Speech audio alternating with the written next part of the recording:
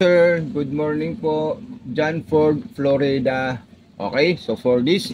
So sir, ito po yung ating sewing machine. Dito po tayo pipili ng mga option kung anong gusto nating stitches dito. Dito naman po yung tension natin, yung speed control natin, button start tsaka button stop, then reverse, long press, then distance at wider. Lapad dito ng zigzag. So ito po sir yung pinakaunang-unang gagawin nyo sir. Isasaksak mo to sir dito. Tapos, ito naman dito po natin siya isasaksak. Ayan. Okay, so on and off, ayan po siya. Okay. Isunod naman natin dyan, sir. Maglalagay po tayo ng sinulid sa itaas. At huwag niyo po kakalimutan, sir, mag-subscribe sa ating YouTube channel sa Mato Sewing Machine, Facebook page, Mato Sewing Machine Vlog. Okay, so ilalagay ko na po yan, sir. Ayan po siya. Pagkatapos natin yan ilagay, isaksak nyo lang po siya doon kasi may arrow naman po siya susundan. So ganyan lang po siya. Susundan mo lang po siya dire-diretso. Then ilalagay po natin dito. Ayun po yung hook sir. Iikotin natin ito sir. Bilog na to. Ang ikot nito paharap pababa. Okay. So ayun po siya sir. Number 4. Then number 5. Dire-diretso na po dito sir. Okay. Then ipapasok natin sa butas ng karayom. Anyway, wag nyo po kakalimutan itataas palagi yung pressure foot pag maglalagay tayo ng sinulid dito sa taas. Palagi nakaangat po yung pressure foot natin. Isasaksak natin sa butas ng karayom itong sinulid natin, sir. Ayan. So, pag naipasok natin sa butas ng karayom, sir, then ito naman, i-open natin siya. Slide natin ito, sir. Ayan. Okay. So, matatanggal po natin yan. Then, ito po yung proper bobbing natin, sir. Ayan. Yung bobbing natin, pag mag-spoon thread po tayo, sir, ilalagay po natin dito. Ayan po siya. Then, pipindutin natin ito, sir. Ayan. Okay. Then pag napuno, tatanggalin niyo po siya at ilalagay niyo po siya ng maayos, sir. Ayan. Gaganin niyo lang po siya, sir. Ayan. Ayan po yung indikita niya dito sa gilid, sa kaliwa. Ayan po yung tamang posisyon.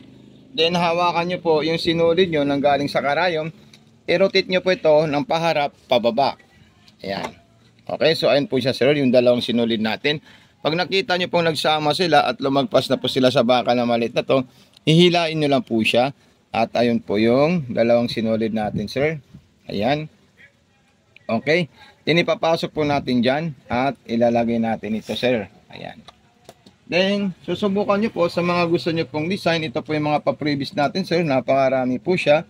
So ito, ipapaliwanag ko po sa ito. Panoorin nyo po at tapusin nyo po yung full video tutorial natin. Tapos, ayan po siya, sir. Okay. Then, pipili na po tayo kung ano po yung gusto nating design. Let tayo sa straight line. Then, 0-0 po yung lumabas din kasi ayun po siya nasa 0-0. Then pag pinindot natin ito, sumasinsin po siya dahil wala po tayong ginawang ano dito, sir. Okay, so ilagay natin sa medium speed. Pag inaro nyo po to, sir, nilagay nyo po siya dito, malalayo po yung agwat niya. Ayan. Malalayo na po yan kasi ito kasi spacing or distance. Okay. So ayan po siya, sir, makikita nyo po siya, lumayo na po. Yung una pong pasada natin is medyo paliliit. Ayan. Din katulad din po yan sa zigzag, pag pinindot nyo at wala pong ilaw yung dalawa, so normal zigzag lang po siya, hindi naman masinsin, hindi rin po siya malaki. So pag pinindot nyo po ito, sir, ayan, sobrang laki po siya at malapad. Ayan. Din kung ito naman po ang gagawin nyo, sir, pag ginanito nyo po siya, magiging masinsin po yung zigzag natin, sir. Ayan. Okay. Din ngayon, sir, gagawa po tayo, sir, ng ating button holder. So sir, ganito po siya. Ang button holder natin is ito po yung thread guide natin. So iulong natin yung button holder natin at ilalagay natin dito. So ayan po siya, sir. So pwede na po siya tanggalin, sir. Ayan. Then iangat niyo po ito, sir. Yan sa ilalim. Then tanggalin natin siya. Okay. Pag natanggal natin yan, tatanggalin natin ito, sir. Ayan, bumagsak na po siya. Yung pressure foot natin. At ito ilalagay natin, sir. Ayan. Pag nailagay natin yan, ika-clip lang natin siya ang maayos. Ayan, tumunog po siya. At huwag niyo po kalimutan, sir, yung thread guide na bakal. Ayan po siya, sir. Ayan. Okay. Ito po yung thread guide niya, sir. At ilalagay po natin siya dito sa may ano po niya. Ito po siya, sir. Oh. Ayan. Tama kayo, sir. Ayan po siya. Dito sa dalawang pagitan, isa, dalawa. So, ilalagay niyo lang po siya, sir. Pag nailagay niyo po yan, ilalagay niyo po yung tela niyo. Okay. Iusin niyo lang muna yung sinulid na nakasalang sa ilalim. Ayan po siya, sir. Then, gagawa na po tayo ng pang button holder natin. So ito po yung pinaka-perfect na panggawa natin ng button holder dito sa ating Jaguar. Ayan. So pipindutin natin ito, sir. Ayan.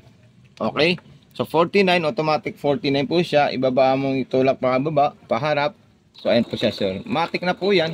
Kasi na po yung gagawa sa button holder na ipapagawa natin dito sa Jaguar sewing machine natin. Pag natapos niya po yan, sir, automatic na po yan nahihinto. Yan, ganyan po siya kasolid, sir. At kaganda itong Jaguar brand natin na napakalupit gumawa ng button holder. Okay. So 49, so meron pa po siyang pangmalapad. Gagawin natin yung pangmalapad niya, sir.